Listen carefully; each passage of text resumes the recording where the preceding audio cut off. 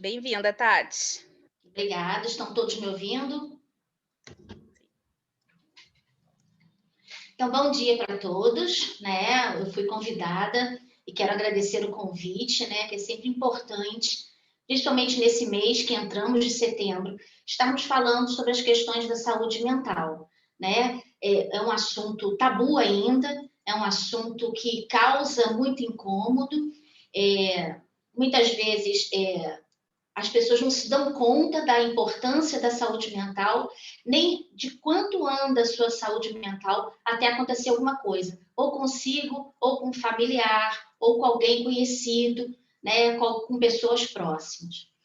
E nós estamos há muitas décadas vivendo uma situação mundial, né, de que nós temos o tempo inteiro que nos superar, como se superar fosse algo fácil, muito fácil. E coloca, o que acontece? A sociedade coloca como se tudo fosse possível. Você tem que se destacar no trabalho, você precisa ser líder, você precisa alcançar a felicidade, como se a felicidade fosse assim, algo aqui palpável e muito perto. Você precisa ser o melhor, você precisa ser uma boa mãe, você precisa ser um bom pai, você precisa se destacar no trabalho, você tem o quadro de destaque de funcionários, e aí a sociedade vai te empurrando a você ser sempre o melhor em todas as situações. Esquecendo que cada um tem um ritmo, que se você está colocando que todo mundo pode, você está criando um padrão que pode não ser o padrão do outro. O outro tem outro ritmo para o alcance, o outro tem outro ritmo para chegar nas situações, o outro tem outro ritmo para o encontro da felicidade. Inclusive, o outro tem outra ideia do que seja felicidade para ele, que não é a mesma que a minha, a sua, que não é a mesma que a nossa. É particular, é pessoal, né? E a sociedade vem te empurrando para isso, porque não é mais uma questão de plenitude e nem de saúde emocional, saúde financeira, saúde material, corporal, física. Já é uma questão de competição. Nós estamos competindo o tempo inteiro, né, com alguma coisa. No mínimo, você está competindo dentro de casa, né, com alguma situação, porque existe normalmente, naturalmente no ser humano, essa competição de que ele tem que se destacar. Ele precisa se destacar muitas vezes, ele precisa ter atenção dos pais, porque ele acha que só os irmãos têm. Ele precisa, ele precisa, ele precisa. E a saúde mental, na verdade, é um grande tabu, né? Vamos levar em consideração que na Idade Média a saúde mental era considerada como um castigo divino. Então, quem tinha algum problema de saúde mental estava endemoniado, né? E podia ser preso, acorrentado, encarcerado, né? Porque aquele ser queimado, porque aquele ser estava endemoniado.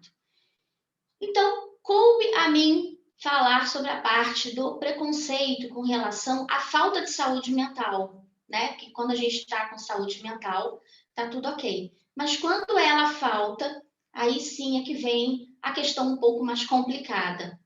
E o que é a questão um pouco mais complicada? É o preconceito, justamente. A própria família, ela tem preconceito com relação ao seu ente, quando ele apresenta algum tipo de distúrbio, transtorno, problema psiquiátrico, qualquer situação que ele precise procurar uma ajuda, seja psicológica, psiquiátrica, seja dos dois em conjunto, o que acontece muito. Nós estamos vivendo numa comunidade que parece moderna e parece que houve um boom da psicologia, porque durante um tempo para cá a gente começou a achar que virou moda, inclusive, né? Ter psicólogo é moda, né? Faz parte agora de um contexto de que você se cuida, né? De que você procura tratamento, mas também passou por um período em que as pessoas achavam que era chique ter um psicólogo, né? Parecia que era necessário para todos.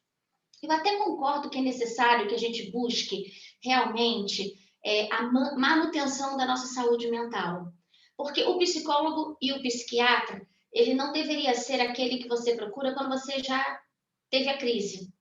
ele deveria ser aquele que você procura quando você detecta que você está precisando de ajuda, você está precisando falar, você está precisando se colocar, você está precisando, tem alguma coisa errada acontecendo contigo e você precisa ver o que está acontecendo, né? O ideal, né, para os psicólogos, ou a grande maioria, os que eu conheço, seria que fosse inclusive do SUS, porque a saúde mental devia ser um direito de todos, assim como a saúde física. Porque se a gente for colocar na ponta do lápis, a saúde física está ligada intimamente à saúde mental. Se você tratar a saúde mental, é muito provável que a gente tenha uma diminuição percentual muito significativa de doenças físicas. Porque está aí a psicossomática falando já há longas décadas sobre o que a gente faz com a nossa energia psíquica, transformando ela em doença no corpo. Só que assim, a gente vive numa sociedade, voltando à questão do preconceito, de que muitas pessoas e muitas famílias acham que psicólogo é coisa para maluco. Essa é a frase que mais se ouve falar. E como psicólogo é coisa para maluco, admitir que eu preciso, admitir que um ente meu precisa, é admitir que ele é maluco. E admitir que o meu ente precisa de alguma ajuda e de que ele é maluco é admitir que houve alguma falha de criação ou genética dos genitores. E aí, né, de quem é a culpa? E fica, então, essa questão dentro do ser humano. E o próprio ser que está precisando de ajuda, muitas vezes não procura, por preconceito dos seus grupos sociais em que ele atua, em que ele está inserido, com receio de como as pessoas vão reagir, o que elas vão falar, se ele vai virar uma piada, se vão fazer bullying, porque ele faz algum tipo de tratamento. Então, é uma dificuldade realmente que a família e o ser da família que está precisando de ajuda, seja ela qual for, no âmbito da psicologia e psiquiatria, busque com facilidade a ajuda.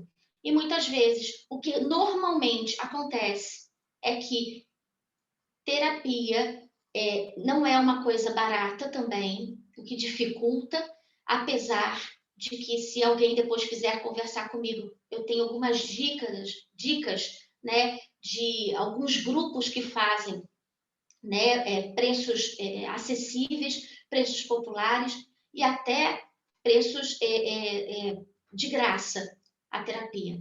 Nada que não se possa conversar.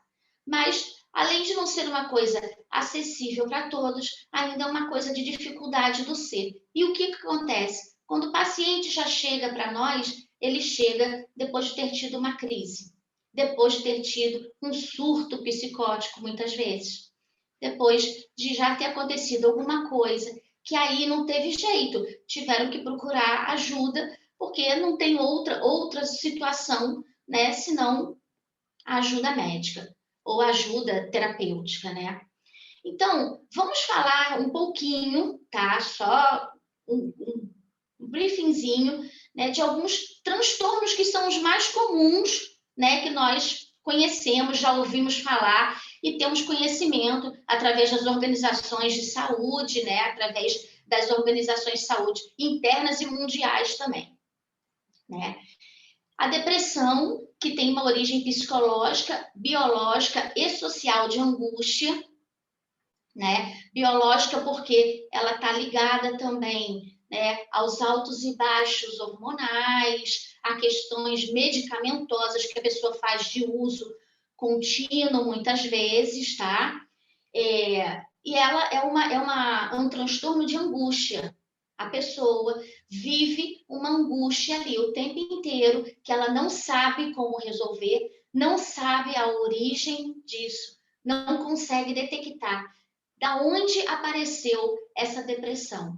Vamos lembrar também, somos aqui, né, espíritas ligados, já lemos sobre a doutrina e sabemos das dores da alma, né?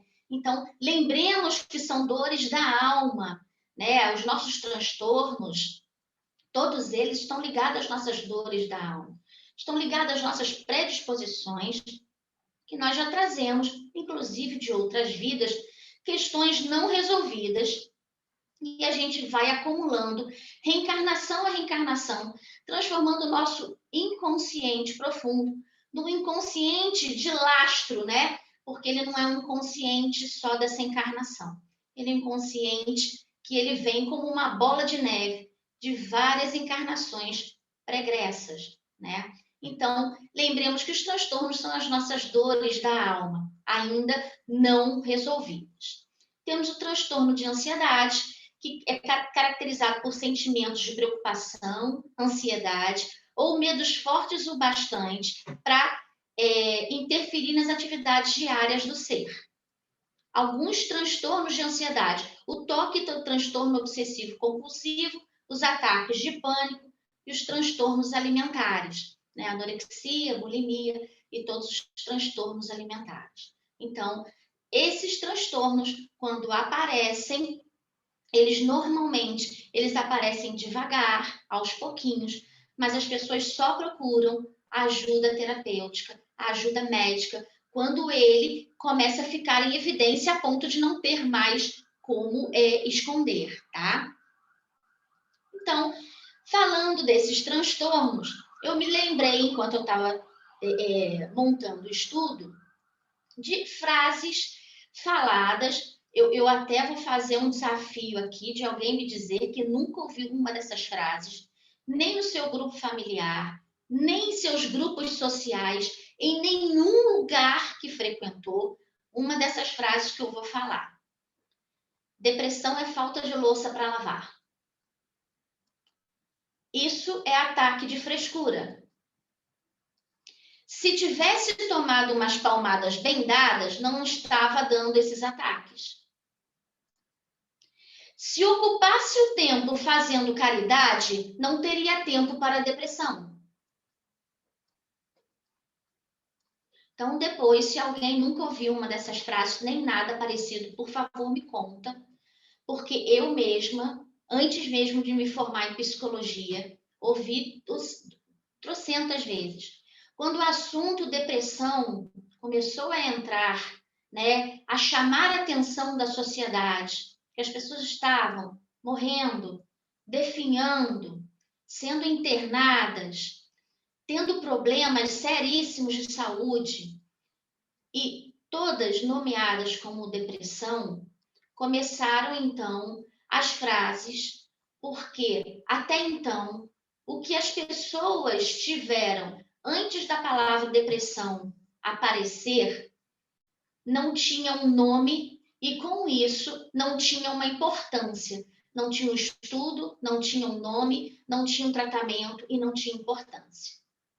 E aí, vários casos que nós sabemos antes da depressão virar um nome para chamar a atenção como uma doença séria e entrar como um chamariz, né, pela Organização Mundial de Saúde, alertando a população de que o caso era sério, as mulheres que tiveram depressão pós-parto, elas não foram levadas a sério. E existe isso até hoje. A depressão pós-parto é uma das depressões que menos se leva a sério, porque todo mundo acha que quando uma mulher tem um filho, ela está na sua plenitude de felicidade. Não está nada. Lamento dizer, não está nada. Estamos felizes? Sim, né? Quem não está feliz por gerar uma vida? Sim, mas não é esse paraíso de felicidade que é contado. Ainda que eu não tenha parido, que eu resolva adotar crianças pequenas, também não é um paraíso de felicidade, porque normalmente a criança não vem, né? Ainda que a sua mãe tenha experiência, ainda que a sua tia, que a sua avó, que as suas parentes femininas tenham experiência com isso, a experiência vai ser sua com a criança e com a sua família.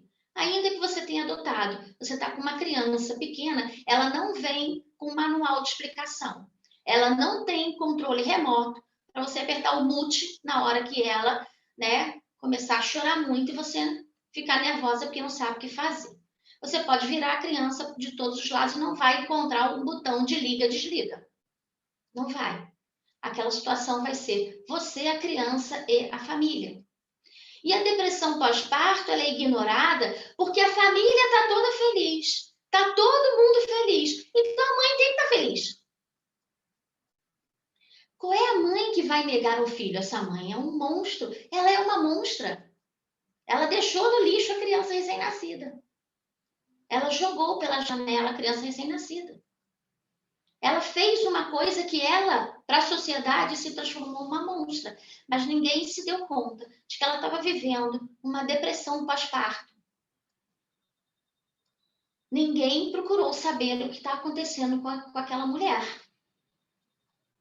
Porque uma gravidez é uma brincadeira hormonal dentro do corpo da mulher que não dá para mensurar, só passando pela situação. Os hormônios ficam parecendo que estão num parque de diversão, transitando entre o túnel do terror, né, e a montanha-russa.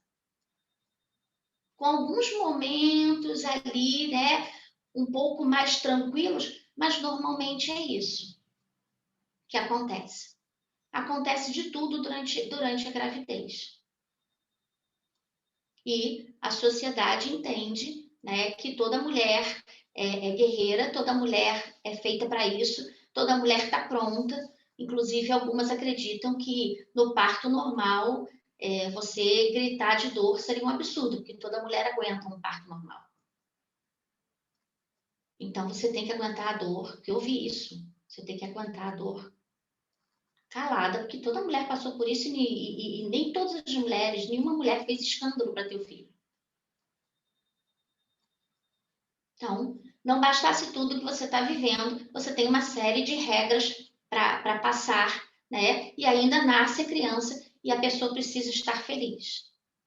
Então, entendo que a depressão, ela não é uma coisa tranquila, ela não é uma coisa que vai se resolver da noite para o dia e nem vai se resolver com frases que nós achamos que vai ajudar a pessoa, frases otimistas, né? Ah, você consegue, vai lá, você é forte, você é guerreira, você vai sair dessa. Vai, mas ela está precisando de ajuda para sair dessa. Então, vamos tentar trocar por aquelas frases, eu estou do seu lado, eu entendo o que você está passando, se você já passou também, né? Aí você realmente entende o que o outro está passando. Se não, não entendo o que você está passando, mas eu estou aqui. E o que você precisar, você tem. Vamos procurar ajuda? Deus deu a inteligência ao homem, ao avanço das terapias, das medicinas, de tudo, tudo dentro das carreiras, né? Para que a gente possa usufruir. Vamos orar? Vamos orar, mas vamos procurar também ajuda? Vamos procurar também ajuda. Então, vamos levar em consideração que existem bastante pessoas deprimidas em volta de nós e que nós não estamos detectando, nós não sabemos, nós estamos sem saber que essa condição se apresenta o tempo inteiro, muito mais perto de nós do que nós imaginamos, tá? E sempre que detectar, né, que alguém está precisando de ajuda, existem trocentos locais, inclusive o CVV, que faz um trabalho maravilhoso nessa área também, de atendimento, de acolhimento do ser, né, nas suas necessidades, tá? Mas então, vamos falar, né, que esses seres estão chegando nas casas espíritas. Eles estão vindo. Tanto os com esses transtornos que eu acabei de falar, de ansiedade, de depressão, os compulsivos, os psicóticos, quanto com algumas doenças psiquiátricas também, já com algumas questões psiquiátricas, com autismo, com síndrome de Down, né? O espectro do autismo, que houve um aumento de porcentagem, ela está de uma porcentagem super leve a uma porcentagem mais agressiva, né? Que tem reações um pouco mais características do autismo. Mas existe o autismo leve também, né? Aqueles que têm uma porcentagem que muitas vezes nem nos permite detectar que o ser é autista. Segundo informações de jornais, revistas, essas coisas, o Messi é um autista com espectro de porcentagem baixa, né? E é um gênio do futebol, né? Quem entende de futebol diz que ele é um gênio de futebol. E vários outros que têm o QI elevado, que passam para faculdades com 15 anos, vários já se mostraram dentro do espectro do autismo. E eles estão aparecendo. As pessoas ansiosas, as pessoas depressivas, as pessoas com transtornos de pânico, as pessoas com síndrome de Down, as pessoas com autismo e várias outras questões do âmbito da psicologia e psiquiatria estão chegando até nós nas casas espíritas. E aí? E na casa espírita, como é que estamos recebendo as pessoas? Como estamos recebendo essas pessoas? Estamos acolhendo? Porque é necessário o acolhimento do ser e da família, porque a família também vem, né, com uma série de questões, né, e de preocupações, uma série de dores, porque muitas vezes não sabem o que fazer, aonde levar, apesar de hoje em dia os tratamentos para todo tipo de distúrbio evoluíram de uma forma tal que a gente vê síndrome de Down, autismo, tendo uma vida muito próximo do normal. Mas porque também houve uma inclusão dessas pessoas dentro da normalidade, junto de convivência, junto aos que são denominados normais. Porque, como diria um professor meu de psicologia, um grande professor, quem é normal e o que é normal? O que é normal? Aqui na minha casa é normal algumas coisas que na casa de vocês de repente não é, e vice-versa. Aqui no meu país é normal umas situações que em outros continentes não é normal, e vice-versa. Alguns comportamentos para nós são normais que ali no bairro vizinho já não são, e vice-versa. Então, nós estamos recebendo essas pessoas. E essas pessoas nos trazem uma coisa muito interessante, que nós devemos fazer o tempo inteiro. Uma revisão de como nós estamos com relação a essas questões. A quantas anda o nosso preconceito? Nós também achamos que depressão é frescura? Nós também achamos que psicólogo é só para maluco? Nós achamos que aquela pessoa vai incomodar dentro da casa? Nós precisamos vigiar o tempo inteiro aquela pessoa para que ela não faça nada errado dentro da casa? E o que é fazer alguma coisa errada dentro da casa? Mas aí vem até o alívio, né? Ela pode fazer alguma coisa errada, mas ela tem a desculpa, ela tem um problema psiquiátrico. E o que não pode fazer uma coisa errada dentro da casa? Eu não estou dizendo que não exista, eu estou só perguntando para a gente pensar. O que seria isso? Nós estamos acolhendo a família? Nós não somos todos psicólogos, não temos como, né, ajudar nessa área, mas a escuta é um acolhimento. O atendimento fraterno da casa começa no portão.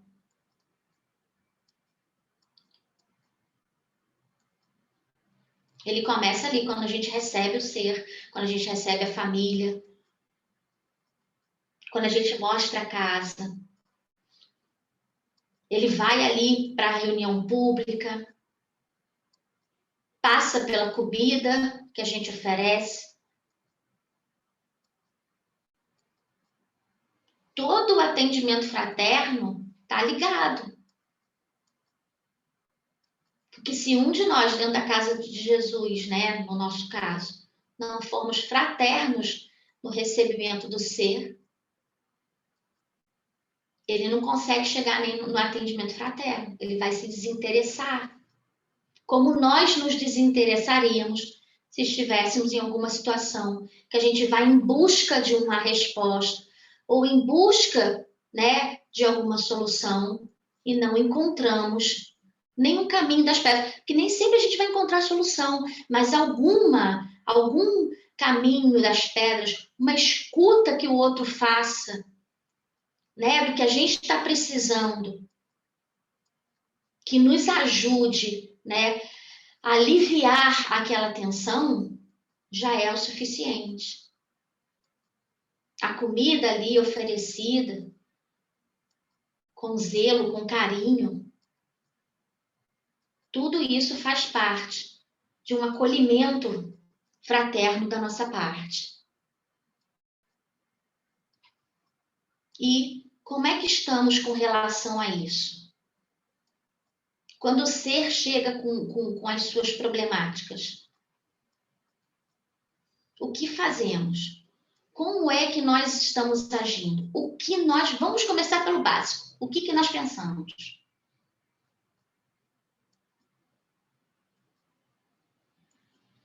Porque a nossa primeira questão é o pensamento.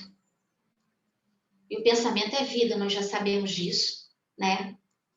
O pensamento pode vir com julgamento. E nós vivemos nessa luta de controlar justamente, né, esse pensamento, esse julgamento. O que nós estamos vendo? Na casa de Jesus, inclusive, nós temos casos, né, na evangelização de espíritos que são evangelizados e que têm síndrome de Down, autismo e que apresentam algumas questões. O que nós achamos disso? Nós estamos vendo a evolução desse ser? O que é muito importante que ele esteja inserido. Isso faz com que estejamos fazendo a nossa parte. Porque mais do que ninguém, nós espíritas sabemos que aquilo ali é um espírito. Perfeito. Num momento que é meramente transitório e da matéria. Que foi impresso na matéria por nós espíritos. A nossa necessidade reencarnatória, as nossas questões que nós, então, depois que reencarnamos, despertamos algumas questões e acabamos, né, imprimindo na matéria. Lembrando que a gente imprimiu questões que nem eram necessárias para a nossa encarnação, mas a gente não consegue se livrar de algumas questões ainda de outras vidas, e essas questões ainda ditam moda nessa encarnação.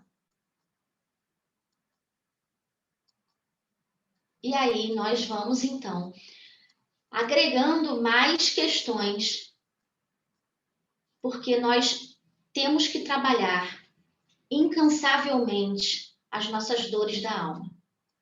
Como diria Jung, a gente não vai virar ser de luz, né, imaginando outro ser de luz. A gente só vai, né, se livrar da nossa sombra para chegar à luz se nós encararmos que ela existe e trabalharmos para que ela se transforme em luz. Não vai ser imaginando luz que eu vou ficar iluminada. Não vai ser mentalizando luz e meditando luz que eu vou ficar iluminada. E a nossa grande questão, por incrível que pareça, está ligada ao fato de que nós temos dificuldades de admitir as nossas sombras. Porque nós temos medo do que possa sair daí. Porque inconscientemente nós sabemos que pode sair coisas ali que são complexas demais, são sombrias demais, e eu não estou em condições ainda de lidar com isso. E não adianta eu ficar falando para minha sombra coisas positivas se eu não olhar para ela e descobrir do que se trata primeiro. Porque Freud falava que o nosso emocional era como se fosse uma cômoda. Sabe aquelas cômodas antigas de boticário, cheia de gavetinha? É isso. E aí, a gente vai abrindo as gavetinhas, algumas a gente começa a arrumar, algumas a gente abre, dá uma espiadinha, fecha, algumas a gente nem abre. Mas imagina que você quer, o seu emocional é aquela cômoda, que você precisa ir abrindo as gavetinhas e arrumando. Porque quando você resolver a gavetinha, depois você não vai precisar, quando você resolver mesmo, tá? Você não vai precisar resolver a gaveta, você vai precisar fazer manutenção dela. Mas existem várias gavetas, até um pouco maiores, não tão pequenas, mas um pouco maiores, que nós não temos coragem de abrir, porque inconscientemente alguma coisa nos alarma, pé, no cérebro, de que aquilo ali é algo muito sombrio. E quem nunca, né? Como diz as brincadeiras, quem nunca? Quem nunca teve algo sombrio dessa vida? Pode ser que aqui ninguém nunca, mas de outras vidas, quem pode garantir? Como eu falei anteriormente, se o nosso inconsciente, que é profundo, porque quando ele vem à tona da semiconsciência ou da consciência, ele já não é mais profundo, né? Ele já saiu dali e já tem condições de se fazer aparecer, ainda que em flashes. O ato falho, vocês sabem o que é o ato falho? O ato falho é quando a gente fala uma coisa que não tem nada a ver. Tipo, como dizer assim, a Fernanda vira para mim e fala assim, oi, Tati, bom dia. Eu viro para ela e falo assim, eu quero Guaraná. Você solta uma frase que não tem nada a ver. Você não estava nem pensando naquilo. Aquilo ali saiu direto do seu inconsciente pela sua boca. Nem passou pelo crivo, que depois que você fala, você mesmo se pergunta, ué, da onde saiu isso aí? Isso é um exemplo bobinho, mas existem coisas que a gente acaba falando que até nos compromete. Frases que saem do nada, no meio de uma conversa, no meio de uma discussão, principalmente, que estão assinalando que tem alguma coisa ali no seu inconsciente que escapou. E aí, nós que temos uma certa ideia, né, uma vaga ideia, de que em outras vidas podemos ter feito coisas que hoje, pela misericórdia divina, nós temos a bênção do esquecimento, temos receio de mexer nessa questão. Por isso, algumas pessoas, inclusive, já ouvi isso várias vezes, que já me perguntaram isso várias vezes, sobre a questão da terapia de vidas passadas, né? Se eu era adepta, se eu já tinha feito. Eu sempre falo que eu já sei o suficiente das minhas vidas passadas para não querer mexer através de uma terapia de vida passada. Até porque, né, eu entendo que eu tenho que começar por mim, um trabalho de autoanálise, um trabalho de reforma íntima e de autoconhecimento. Esse tipo de terapia, você tem que, se a pessoa fosse fazer o que eu sempre falo para a pessoa, é para você fazer com alguém que você tenha extrema confiança, que você não sabe e não tem controle do que pode acontecer depois que você passar por esse processo. Então, as pessoas têm curiosidade, mas ao mesmo tempo existe um medo, né, quase que consciente nosso, de que a gente pode estar mexendo num vespeiro. Um vespeiro que pode ser muito complicado para nós, que estamos aqui na linha de aperfeiçoamento e de tentativa de nos aperfeiçoarmos ou nos modificarmos moralmente através das leituras, dos livros, das passagens, de todos aqueles que vieram na nossa frente e falaram o caminho das pedras. Nós que estamos nessa tentativa dia a dia de lidarmos com as nossas questões, de arrancarmos as nossas raízes, de nos livrarmos daquilo que ainda nos mantém presos a sentimentos que nós não gostamos, não queremos mais ter, como o nosso egoísmo, a nossa vaidade, nossa impaciência, nossa intolerância, né? Aquilo que nós sabemos que existe ainda em nós, como nós estamos nessa luta diária contra essas questões que nós estamos querendo resolver, seria muito difícil para nós admitirmos uma sombra muito complicada. Tão complicada quanto as que a gente, de alguma forma, já julgou ou já pensou quando viu um outro ser cometendo um ato hediondo. E aí, admitir que eu possa ser uma pessoa tal qual essa é muito complicado, é muito difícil.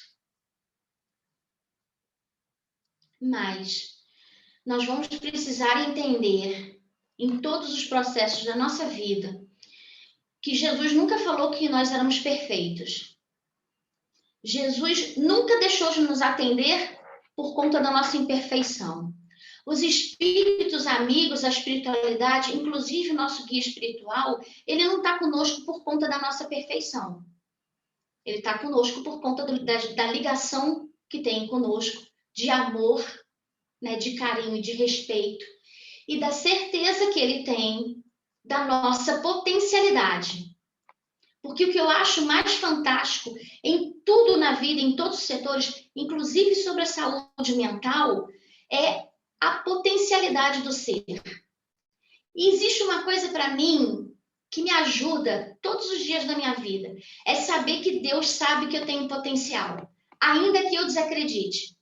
Porque ele só pode achar isso de mim. Ele me criou. E ele continua apostando nas minhas encarnações. No mínimo, ele acredita que eu tenho potencial para ser anjo um dia. Lembrando que seremos todos anjos sim, mas cada um a seu tempo. Mas ele acredita que eu tenho potencial. Senão, o que eu estaria fazendo aqui?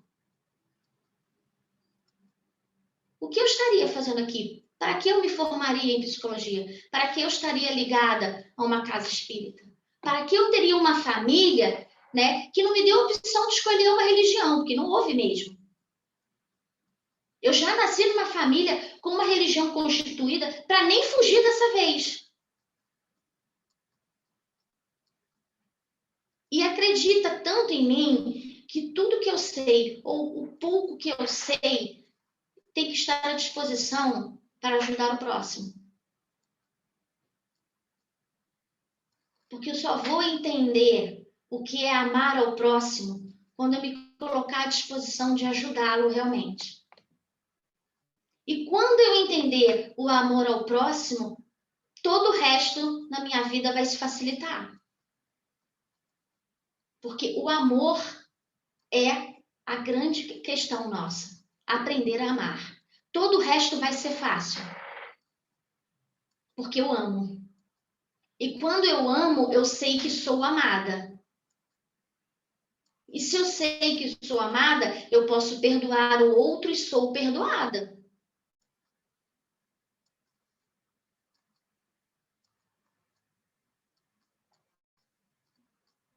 E com isso, nós vamos nos colocando à disposição para estarmos atentos ao outro, ajudar o outro e estar mesmo com a escuta aberta. Ninguém aqui precisa ser psicólogo para ouvir o outro. Atender o outro é diferente. Inserir questões na vida do outro é diferente. Introduzir tratamento é diferente. Isso é dos psicólogos e dos psiquiatras e dos médicos. Mas ouvir o outro, acolher o outro, conversar com o outro, sim, está à disposição de todos.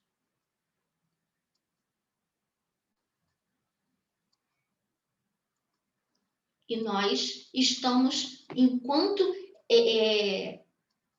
detentores, né, da doutrina dentro de nós, né, enquanto ouvimos e passamos no nosso dia a dia pela doutrina, né, e vivemos as nossas experiências diárias, nós estamos à disposição de ajudar o próximo. E Deus acredita no nosso potencial. Ninguém está em lugar nenhum à toa. Em lugar nenhum à toa. Essa é uma grande questão. Tudo é aproveitado. Ninguém está em lugar nenhum à toa. Porque tudo é aproveitado. Tudo em nós de salutar, de bom, de ajuda, é aproveitado. Cada momento nosso, cada sorriso nosso é aproveitado. Então, que possamos acreditar, né, já que Deus acredita no nosso potencial, que possamos acreditar no potencial do outro também, que chega com as suas problemáticas, que chega com as suas questões, que chega com a depressão, que chega com os seus transtornos. Ele pode melhorar? Sim, ele vai melhorar? Vai. Mas não passa para ele como se fosse uma coisa fácil. Não, não é fácil. É tão difícil quanto as nossas lutas diárias com as nossas questões. Entenda que aquela pessoa que está passando por alguma problemática, ela está potencializada umas 100 vezes mais do que nós tentando nos livrar do nosso egoísmo diário.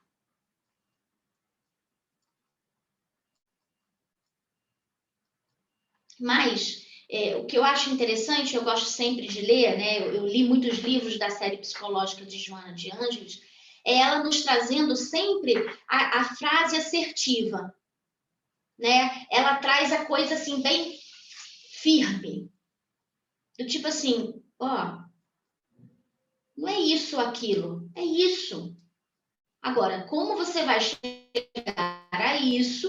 Tá aqui o caminho das pedras. Como você vai chegar a isso?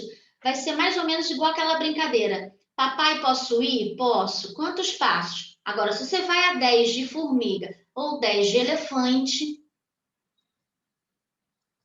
aí vai ser livre-arbítrio.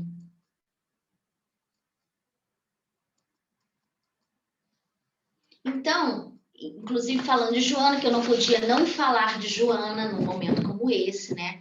Eu peguei uns trechos interessantíssimos que eu gostaria de ler para vocês, de um livro que eu até vou comprar, porque eu ainda não conhecia, foi mesmo uma pesquisa que eu fiz, chama-se Momentos de Saúde e Consciência, né, da série psicológica de Joana de Ângeles, que ela vem o tempo inteiro, né, falando. Você vê a série psicológica de Joana, ela fala da psicologia profunda, ela fala do ser profundo, né, a quantas anda o ser profundo, né, em suas questões, o que já podemos resolver e estamos ainda adiando, imaturamente adiando, né? E o que ainda não conseguimos resolver, mas já podemos começar a colocar o pé no caminho. E, acima de tudo, a admissão que nós somos seres com uma complexidade emocional muito grande, muito forte, mas que nós precisamos resolver esse emaranhado o quanto antes. Enquanto a caminho, nós precisamos começar a ver e rever as nossas questões. Nós precisamos nos conhecer, vermos o quão de sombra nós temos, lamentar essas sombras que temos, ainda somos, lembrar que muita coisa não somos mais, mas temos medo de voltar a ser, que aquilo ali pode ainda ser um vício, aquilo ali pode ainda ser uma questão complicada para nós. Estamos fortalecidos para lidar com essas sombras? É importante. E só através do autoconhecimento e da reforma íntima e moral que nós vamos conseguir. Então, pé nessas questões. Mas eu peguei um trecho que ela fala num capítulo sobre amadurecimento psicológico, que é isso que nós precisamos para, então, resolver as nossas questões do âmbito da saúde mental.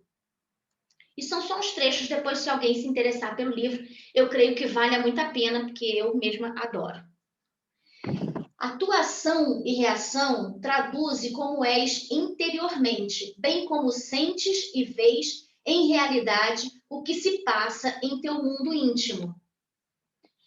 Qualquer pretensão de modificar o mundo e fazê-lo girar como te aprouver é alucinação. Porém, se te dedicares à transformação íntima que reflita em alteração de outros comportamentos para melhor, lograrás alcançar a verdadeira meta do amadurecimento psicológico. A vida é bênção e deve ser mantida saudável, alegre, promissora, mesmo quando sob a injunção libertadora de provas e expiações.